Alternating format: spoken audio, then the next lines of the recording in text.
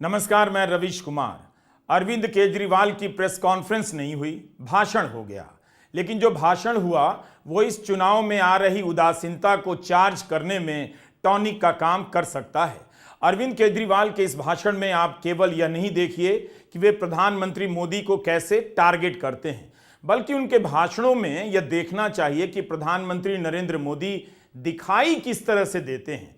ठीक है कि विपक्ष के नेता अपने भाषणों में प्रतिद्वंदी के लिए तारीफ नहीं करेंगे, लेकिन अरविंद केजरीवाल किस आधार पर, किस तरह की बातों को लेकर प्रधानमंत्री मोदी पर आरोप लगा रहे हैं, इस पर जब आप गौर करेंगे तो आपको कुछ अलग दिखेगा। और प्रधानमंत्री मोदी, उनकी बीजेपी और आरएसएस को भी एक बार सोचना चाहिए कि भारत की राजनीति में मोदी उनके लिए कैसा इतिहास छोड़ रहे हैं, दर्ज करा रहे हैं। अरविंद केजरीवाल के भाषण में अगर आप मोदी को खोजेंगे तो प्रधानमंत्री मोदी तानाशाह के रूप में नजर आते हैं, अपनी ही पार्टी के नेताओं को खत्म करने वाले नेता के रूप में नजर आते हैं, विपक्ष के नेताओं को जेल में डालने वाले प्रधानमंत्री के रूप में नजर आते हैं। प्रधानमंत्री मोदी को लेकर केजरीवाल अपने भाषणों में हमेशा सावधान ही रहे हैं, कभी नाम नहीं लिया और कभी भी इस तरह से अटैक नहीं किया, तानाशाह नहीं कहा, हमेशा आदर के साथ आरोप लगाया। लेकिन आज अरविंद केजरीवाल के भाषण के मोदी को देखकर आपको भारत के लोकतंत्र के लिए अच्छा नहीं लगेगा। एक प्रधानमंत्री ने विपक्ष को यह सब कहने पर मजबूर कर दिया है। केजरीवाल ने अपनी ही बात नहीं की, विपक्ष की ही बात नहीं की, शिवराज सिंह चौहान से लेकर योगी आदित्यनाथ की भी बात की। कहा कि अब अगला नंबर योगी आदित्यनाथ का है। इन्होंने बीजेपी का एक नेता नहीं छोड़ा, आडवाणी जी की राजनीति खत्म कर दी इन्होंने, मुरली मनोहर जोशी की राजनीति खत्म कर दी, सुमित्रा महाजन की, शिवराज सिंह चौहान जिसने मध्य प्रदेश का चुनाव जीत के दिया इन लोगों ने, शिवराज सिंह चौहान ने उसको मुख्यमंत्री नहीं बनाया, उसकी राजनीति खत्म कर दी। वसुंधरा राजे की राजनीति खत्म कर दी इन्होंने, खट्टर साहब की राजनीति खत्म कर दी, डॉक्टर रमन सिंह की राजनीति खत्म कर दी। अब अगला किसका नंबर है? योगी आदित्यनाथ। अगर ये चुनाव जीत गए, मेरे से लिखवा लो, 2 महीने के अंदर उत्तर प्रदेश का मुख्यमंत्री बदल देंगे। योगी आदित्यनाथ की राजनीति खत्म करेंगे, उनको भी निपटा देंगे। अरविंद केजरीवाल का भाषण राजनीति से भरा तो होना ही था, लेकिन आज उनका भाषण दोधारी तलवार की तरह बीजेपी के भीतर खलबली मचा रहा था। इंडिया गठबंधन का हर नेता अलग अलग जमीन पर बीजेपी से लड़ रहा है, अलग अलग रूपकों का इस्तेमाल कर रहा है। केजरीवाल को पता है कि उनकी जमीन में बीजेपी के कार्यकर्ता और समर्थक भी रहते हैं, इसलिए वे उनसे भी संवाद कर गए, उनको भी खबरदार कर गए और कहते हुए चले गए कि इस बार प्रधानमंत्री मोदी अपने लिए नहीं, अमित शाह को प्रधानमंत्री बनाने के लिए लड़ रहे हैं। इस बात से अमित शाह जरूर मुस्कुराएंगे, लेकिन यही केजरीवाल की स्टाइल है। वे शतरंज की बिसात पर राजनीति नहीं करते, कैरम बोर्ड पर राजनीति खेलते हैं। एक ही स्ट्राइक से कई गोटियों को टक्कर देते हैं और अपनी जगह से हिला देते हैं। अब एक बहुत महत्वपूर्ण बात करने जा रहा हूं, उसको ध्यान से सुनना। ये लोग इंडिया गठबंधन से पूछते हैं आपका प्रधानमंत्री कौन होगा। मैं बीजेपी से पूछता हूं आपका प्रधानमंत्री कौन होगा। आप लोग सोच रहे होंगे केजरीवाल क्या बात कर रहा है, मोदी जी होंगे। नहीं, मोदी जी अगले साल 17 सितंबर को 75 साल के हो रहे हैं। बीजेपी के अंदर मोदी जी ने 2014 में मोदी जी ने खुद ने रूल बनाया था कि बीजेपी के अंदर जो भी 75 साल का होगा उसको रिटायर कर दिया जाएगा। सबसे पहले आडवाणी जी को रिटायर किया गया, उसके बाद मुरली मनोहर जोशी जी को रिटायर किया गया, फिर सुमित्रा महाजन को रिटायर किया गया, फिर यशवंत सिन्हा को रिटायर किया गया। अब मोदी जी अगले साल 17 सितंबर को रिटायर होने वाले हैं। तो मैं बीजेपी से पूछना चाहता हूं आपका प्रधानमंत्री का दावेदार कौन है? दोस्तों, अगले साल 17 सितंबर तक अगर इनकी सरकार बनी तो उस पर भी आऊंगा मैं। अगर इनकी सरकार बनी तो पहले अगले 2 महीने में योगी जी को निपटाएंगे ये, और उसके बाद मोदी जी के सबसे खास अमित शाह को ये प्रधानमंत्री बनाएंगे। तो मैं लोगों को, देश के लोगों को आगाह करना चाहता हूं, मोदी जी अपने लिए वोट नहीं मांग रहे, मोदी जी अमित शाह को प्रधानमंत्री बनाने के लिए वोट मांग रहे हैं। मैं पूछना चाहता हूं मोदी जी से और अमित शाह जी से, ये मोदी की गारंटी पूरी कौन करेगा? क्या अमित शाह मोदी की गारंटी पूरी करेंगे? जब आप अगर जो वैसे तो मेरे को लगता है, मैं भी आऊंगा उसके ऊपर, मुझे नहीं लगता इनकी सरकार बन रही है, लेकिन जो बीजेपी को वोट देने जाएं वो ये सोच के जाना कि आप मोदी जी के नाम पे वोट नहीं दे रहे, आप अमित शाह के नाम पे वोट दे रहे। केजरीवाल का भाषण नई ऊर्जा से भरा था। गोदी मीडिया के सपोर्ट से राजनीति कर रही बीजेपी और उसके नेता नरेंद्र मोदी किसी को भी जेल भेजकर अपने पक्ष में माहौल बनवा लेते हैं, लेकिन लगता है इस बार गलत नेता पर हाथ डाल दिया। केजरीवाल ने कहा कि तुम जनतंत्र जेल में डालोगे तो जेल से जनतंत्र चलाएंगे। इससे पहले केजरीवाल हनुमान मंदिर गए।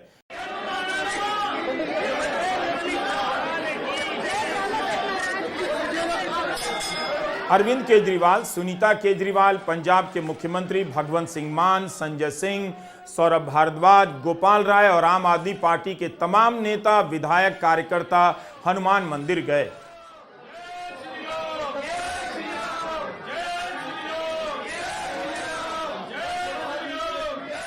दो 2014 के बाद से नरेंद्र मोदी ने धर्म की राजनीति के सहारे खुद को धर्म का चेहरा बना लिया। तभी केजरीवाल ने इस बात को समझ लिया और खुद को हनुमान भक्त घोषित कर वहीं पहुंच गए जहां किसी और नेता को देखकर नरेंद्र मोदी को अच्छा नहीं लगता है। जेल से बाहर आते ही केजरीवाल ने ऐलान कर दिया कि 11 मई को हनुमान जी के दर्शन के लिए जाएंगे। दिल्ली की राजनीति में कनॉट प्लेस का हनुमान मंदिर अब एक महत्वपूर्ण स्थान बन चुका है। इसके बाद आम आदमी पार्टी के नेता पार्टी के मुख्यालय पहुंचे। अरविंद केजरीवाल से पहले पंजाब के मुख्यमंत्री भगवंत मान ने भी जबरदस्त भाषण दिया। हम केजरीवाल का पूरा भाषण तो सुनाएंगे ही, लेकिन भगवंत मान ने भी जो कहा है भाषा को लेकर, जिस तरह से प्रधानमंत्री को निशाना बनाया है, उस पर गौर करना चाहिए और इस चुनाव में प्रधानमंत्री की भाषा पर जरूर बात होनी चाहिए। हिंदी में 1.5 लाख लफ्ज हैं, अक्षर हिंदी के। भाषाएं इधर उधर से अडॉप्ट भी करती हैं, तो कर करा के 6.5 लाख है हिंदी के पास। हिंदी भाषा में 6.5 लाख के आसपास अक्षर हैं, लेकिन शब्द बोलते हैं, हाँ शब्द बोलते हैं, तो 6.5 लाख है हिंदी के पास शब्द, लेकिन प्रधानमंत्री के पास 10-12 हैं बस। वो वही बोलता है, वो भी इलेक्शन के समय, क्या हिंदुस्तान, पाकिस्तान, मुसलमान, कब्रिस्तान, शमशान, मंगलसूत्र, गाय, भैंस, बकरी, बस खत्म। इस वीडियो में आगे आप अरविंद केजरीवाल के भाषण का बाकी हिस्सा सुनेंगे। केजरीवाल ने आज दिल्ली के चुनावी माहौल को चार्ज कर दिया है। उन्होंने कहा है कि कोर्ट ने 21 दिन का समय दिया है, लेकिन वे एक दिन में 36 घंटे काम करेंगे और पूरे देश में घूमकर नरेंद्र मोदी की तानाशाही के बारे में बताएंगे।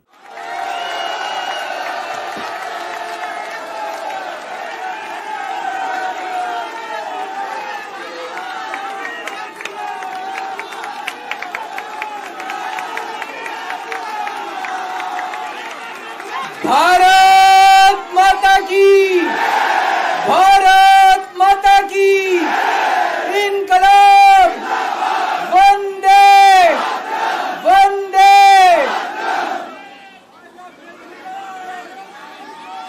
आप सब लोगों का तहे दिल से बहुत बहुत शुक्रिया। इतनी तपती धूप के अंदर इतनी देर से इतनी बड़ी संख्या में आप लोग मेरा इंतजार कर रहे हैं। मैं आपका तहे दिल से बहुत बहुत शुक्रिया अदा करना चाहता हूं।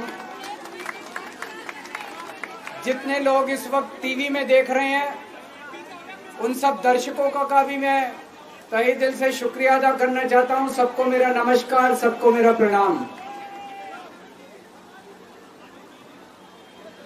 दोस्तों, सीधा जेल से मैं आप लोगों के बीच में आ रहा हूं। आपके बीच में आके बहुत अच्छा लग रहा है। 50 दिन के बाद अभी मैं, मेरी पत्नी भगवंत मान साहब, हम लोग कनॉट प्लेस में हनुमान मंदिर में गए थे। हनुमान जी का आशीर्वाद लिया, उनके दर्शन किए। फिर शिव जी के मंदिर गए, शनि जी महाराज के पास गए, उनका सबका आशीर्वाद लिया। बजरंग बली की खूब कृपा है हमारे ऊपर, हमारी पार्टी के ऊपर, देशवासियों के ऊपर। उन्हीं की कृपा से आज अचानक मैं आप लोगों के बीच में हूं। नहीं तो किसी को उम्मीद नहीं थी कि चुनाव के बीच में मैं जेल से बाहर आ जाऊंगा, लेकिन ऊपर बजरंग बली की कृपा है, हनुमान जी की कृपा है हम लोगों के ऊपर, और चमत्कार हुआ और आज मैं आप लोगों के बीच में हूं। दोस्तों, हमारी आम आदमी पार्टी एक छोटी सी पार्टी है, 2 राज्यों के अंदर है, अभी 10 साल पुरानी पार्टी है। हमारी पार्टी को कुचलने में, खत्म करने में प्रधानमंत्री जी ने कोई कसर नहीं छोड़ी। एक साथ हमारी पार्टी के 4 टॉप के नेता जेल भेज दिए एक साथ। अरविंद केजरीवाल, मनीष सिसोदिया, संजय सिंह, सतिंदर जैन। बड़ी बड़ी पार्टियों के अगर 4 टॉप के नेता जेल चले जाएं, पार्टी खत्म हो जाती है। आम आदमी पार्टी के 4 टॉप के नेता इन्होंने जेल भेज दिया। उन्होंने सोचा कि पार्टी खत्म हो जाएगी, लेकिन ये पार्टी नहीं है, ये एक सोच है। जितना ये खत्म करना चाहते हैं उतना ये बढ़ती जाती है, उतना ये बढ़ती जाती है। ये क्रश करना चाहते हैं प्रधानमंत्री जी आम आदमी पार्टी को। जो लोग मोदी जी से मिलने जाते हैं, वो कई लोग हमें भी जानते हैं, वो बाहर आके हमें बताते हैं कि आपके बारे में सबसे पहले मोदी जी से जो भी मिलने जाता है, सबसे पहले वो केजरीवाल की और आम आदमी पार्टी की 10 से 15 मिनट बात करते हैं।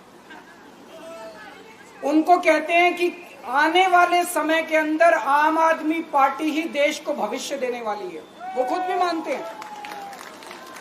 इसीलिए वो चाहते हैं कि आज ही आम आदमी पार्टी को बढ़ने से रोका जाए, इनको कुचल दिया जाए। ये तानाशाही है। अगर उनको लगता है कि आम आदमी पार्टी आने वाले समय में बीजेपी को चैलेंज देने वाली है, आप अच्छे काम करो, आप देश को भविष्य दो। आज आपकी सरकार है केंद्र के अंदर, आप देश के लिए काम करोगे, आम आदमी पार्टी को कोई पूछेगा ही नहीं। लेकिन आप कुछ काम नहीं करो और आम आदमी पार्टी को कुचल दो, ये जनतंत्र नहीं है, ये इस देश की जनता पसंद नहीं करती।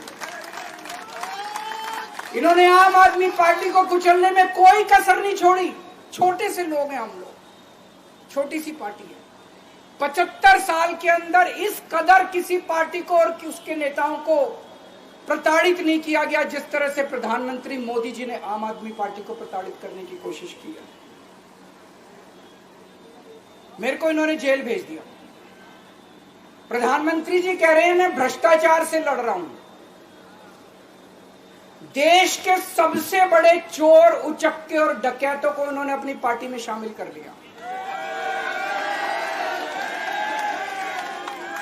जिन लोगों को 10 दिन पहले मोदी जी कहते थे 70,000 करोड़ का इसने घोटाला कर दिया, थोड़े दिन के बाद उसी आदमी को अपनी पार्टी में शामिल करके किसी को डिप्टी सीएम बना देते हैं, किसी को मंत्री बना देते हैं और उनके सारे ईडी और सीबीआई के मामले खत्म कर देते हैं और कहते हैं मैं भ्रष्टाचार से लड़ रहा हूं। मैं मोदी जी को कहना चाहता हूं, भ्रष्टाचार से अगर लड़ाई लड़नी है तो केजरीवाल से सीखो। प्रधानमंत्री जी, भ्रष्टाचार के खिलाफ लड़ाई केजरीवाल ने लड़ी है। 2015 में जब दिल्ली में हमारी सरकार बनी थी हमारे एक मंत्री का एक ऑडियो मेरे पास किसी ने व्हाट्सएप कर दिया। उस ऑडियो में मेरा मंत्री किसी दुकान वाले से 5 लाख रुपए मांग रहा था। किसी मीडिया वाले को नहीं पता था, विपक्ष को नहीं पता था। आप लोगों को याद होगा, मैंने अपने खुद मंत्री को सीबीआई के हवाले कर दिया, जेल भेज दिया था अपने मंत्री को। ये होती है भ्रष्टाचार के खिलाफ लड़ाई। पंजाब के अंदर मेरा एक मंत्री भ्रष्टाचार में, मेरे को पता चला कि वो पैसे मांग रहा है। वहां पे मान साहब ने उसको, किसी को भी, विपक्ष को नहीं पता था, मीडिया को नहीं पता था, हमने अपने मंत्री को उठा के जेल में भेज दिया। तुम देश के सारे चोर उचक्के डकैतों को अपनी पार्टी में शामिल कर लो और केजरीवाल को जेल भेज दो और कहो मैं भ्रष्टाचार के खिलाफ लड़ रहा हूं। तो आप भ्रष्टाचार के खिलाफ नहीं लड़ रहे प्रधानमंत्री जी। आप देशवासियों को बेवकूफ मत समझो। देश बच्चे बच्चे की जुबान के ऊपर हो रहा है कि सारे चोर चक्कों को अपनी पार्टी में शामिल करके और ईडी और सीबीआई के सारे केस उनके रफा दफा कर। केजरीवाल को क्यों गिरफ्तार किया? केजरीवाल को गिरफ्तार करके उन्होंने एक मैसेज दिया है सारे देश को कि अगर मैं केजरीवाल को गिरफ्तार कर सकता हूं तो किसी को भी गिरफ्तार कर सकता हूं। कोई केस नहीं होगा, कोई मामला नहीं होगा, तब भी मैं तुमको गिरफ्तार कर सकता हूं। एक बेहद खतरनाक मिशन चालू किया हुआ है प्रधानमंत्री जी ने, बहुत ही खतरनाक। देशवासियों को यह समझने की, अब जब मैं बोलने जा रहा हूं, समझने की जरूरत है। उस मिशन का नाम है वन नेशन वन लीडर। देश के सारे नेताओं को खत्म करना चाहते हैं मोदी जी, और इसको 2 स्तर के ऊपर इस मिशन को चला रहे हैं। जितने विपक्ष के नेता हैं उनको जेल भेजेंगे और जितने बीजेपी के नेता हैं उनको सबको निपटा देंगे, उनकी राजनीति खत्म करते जाएंगे, उनको सबको निपटाते जाएंगे। विपक्ष के अंदर आज इन्होंने मनीष सिसोदिया को जेल भेज दिया, संजय सिंह को जेल भेज दिया, सत्येंद्र जैन को जेल भेज दिया, केजरीवाल को जेल भेज दिया, हेमंत सोरेन को जेल भेज दिया, ममता दीदी के कई मंत्रियों को जेल भेज दिया, स्टालिन के कई मंत्रियों को जेल भेज दिया, केरला के सीएम के पीछे पड़े हैं। अगर ये चुनाव जीत गए, मेरे से लिखवा लो एफिडेविट के ऊपर, थोड़े दिन के बाद ममता दीदी जेल में होंगी, तेजस्वी यादव जेल में होगा, स्टालिन साहब जेल के अंदर होंगे, पिनरई विजयन जेल के अंदर होंगे, उद्धव ठाकरे जेल के अंदर होंगे, जितने विपक्ष के नेता ये सारे जेल के अंदर होंगे। यही तानाशाही है दोस्तों। वन नेशन वन लीडर ये चाहते हैं, एक ही तानाशाह इस देश के अंदर बचेगा, एक ही तानाशाह इस देश के अंदर बचेगा। हमारा देश बहुत महान है, 4000 5000 साल पुराना हमारा देश है। इसके पहले पिछले 4000 साल में कई मौके आए जब इस देश के ऊपर तानाशाहों ने कब्जा करने की कोशिश की, लेकिन हमारे देश के लोगों ने उन तानाशाहों का तख्ता उखाड़ के फेंक दिया। जब जब हमारे देश में ऐसा मौका आया कि तानाशाह ने हमारे देश के ऊपर कब्जा करने की कोशिश की, इस देश की जनता ने उसका तख्ता उखाड़ के फेंक दिया। आज एक तानाशाह इस देश से जनतंत्र खत्म करना चाहता है, आज एक तानाशाह इस देश से लोकशाही खत्म करना चाहता है।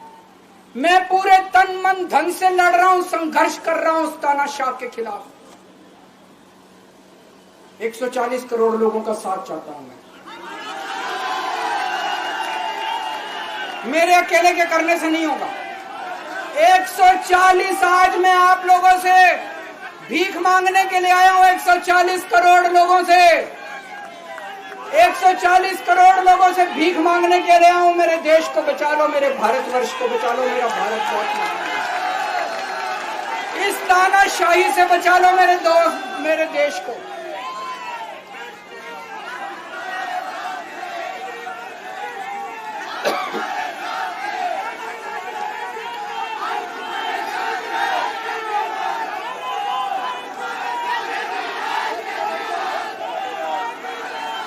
मैं सुप्रीम कोर्ट का बहुत बहुत शुक्रिया अदा करना चाहता हूं। उन्होंने 21 दिन दिए हैं, एक एक दिन में 24 घंटे हैं।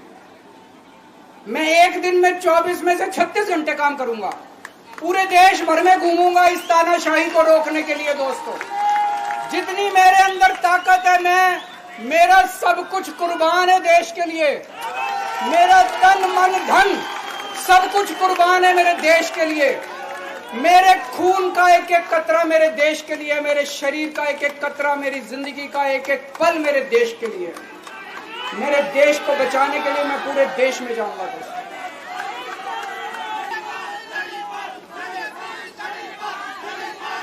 अब एक खुशखबरी है आप लोगों के लिए, अब एक खुशखबरी है। सबको बता देना जो मैंने बातें कही है बड़ी सोच समझ के कही है। वहां बैठ के यही सोच रहा था 50 दिन से।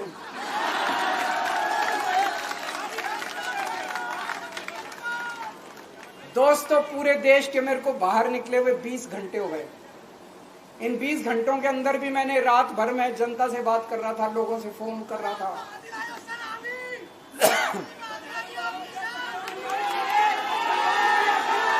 क्या बोल रहे?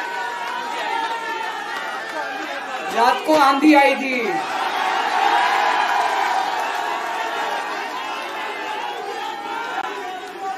पिछले 20 घंटे में मैंने जो बातचीत करी है, कई बड़े बड़े एक्सपर्ट से बात की, चुनाव विश्लेषकों से बात की, सेफोलॉजिस्ट से बात की, जनता से बात की, फोन पे लोगों से। मेरा अपना आकलन है कि 4 जून के बाद इनकी सरकार नहीं बन रही, मोदी सरकार नहीं बन रही। दोस्तों अगर मैं गलत हूं तो मेरे को बताना। हरियाणा में इनकी सीट कम हो रही है, राजस्थान में कम हो रही है, कर्नाटक में कम हो रही है, दिल्ली में कम हो रही है, बिहार में कम हो रही है, महाराष्ट्र में कम हो रही है, कर्नाटक में कम हो रही है, बंगाल में कम हो रही है, झारखंड में कम हो रही है। बढ़ कहां रही है? यूपी में कम हो रही है, बढ़ कहां रही है? बड़े एक भी जगह इनकी सीटें नहीं बढ़ रही हैं। मेरा अपना मानना है, और सट्टा बाजार में भी जो चल रहा है, इनकी 220 से 230 के बीच में सीट आ रही है, उससे ज्यादा सीट नहीं आ रही। मोदी सरकार नहीं बन रही है, केंद्र में इंडिया गठबंधन की सरकार बन रही है। आम आदमी पार्टी उस सरकार का हिस्सा होगी। दिल्ली को पूर्ण राज्य दिलाएंगे। दिल्ली का एलजी लोगों का एलजी होगा, दिल्ली का एलजी दिल्ली वालों का एलजी होगा। गुजरात से आया हुआ है अभी। दिल्ली के लोगों का एलजी होगा, दिल्ली के लोगों का विकास होगा। एक और पॉइंट है, जब मैं जेल के अंदर था तो कुछ लोगों ने यह मुद्दा उठाया, केजरीवाल सीएम पद से इस्तीफा क्यों नहीं देता। दोस्तों केजरीवाल को कभी किसी पद का लालच नहीं हुआ। मैं आप मंत्री, मुख्यमंत्री, प्रधानमंत्री ये सब बनने नहीं आया।